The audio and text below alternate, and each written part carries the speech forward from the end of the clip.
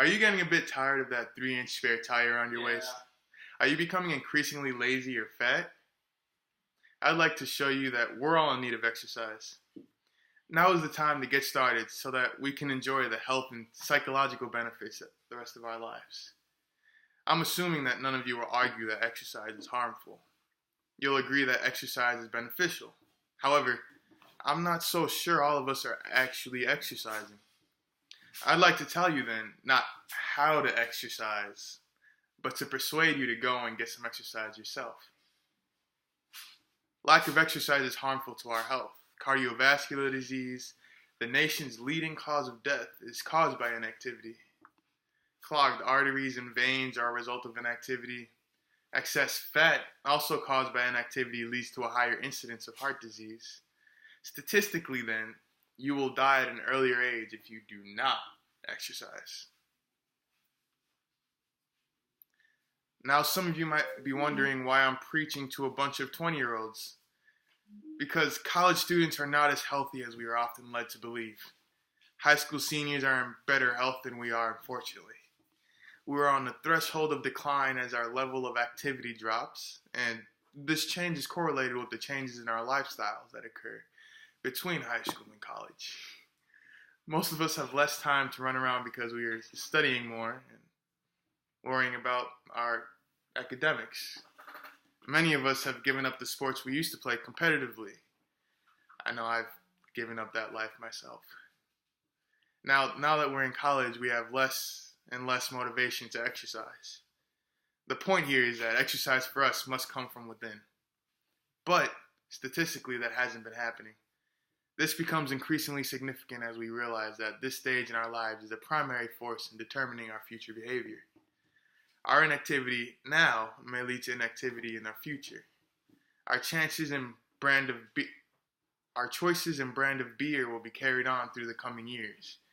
By being inactive, now we are getting ourselves into a rut of being inactive. This rut can be avoided easily, but it is difficult. A fair question to ask here is, what is so great about exercise? Or, if it's such a pain in the ass, it's not worth living a few more years, is it? The answer is, it is. To this I would respond that it isn't such a pain. Exercise is not a large investment, but the yield is very high. We should all exercise to take advantage of this.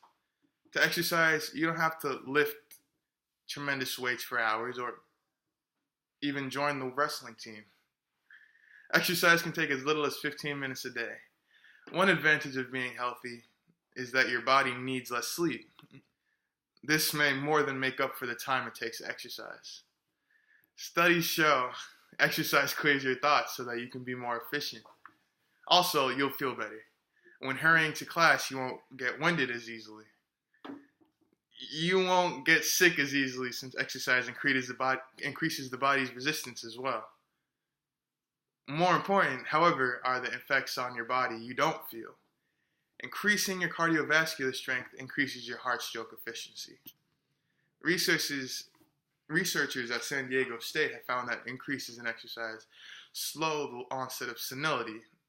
If none of these facts impress you, keep in mind that exercise might just make us look better, and this might make girls take a little more interest in us guys. Just as none of us wants to be called a fat slob by our mothers, none of us wants to die earlier than we should. So we should all get into the habit of exercising regularly. Right now. If all of us now begin a routine of staying in shape, keeping in mind that it will make us healthier, give us a better state of mind and body, we can make the future years of our lives much more rewarding. And why wait for tomorrow? Start today. Yeah. Woo. Yeah. Yeah. Woo. Yeah. I love exercise. Amazing. Sensational.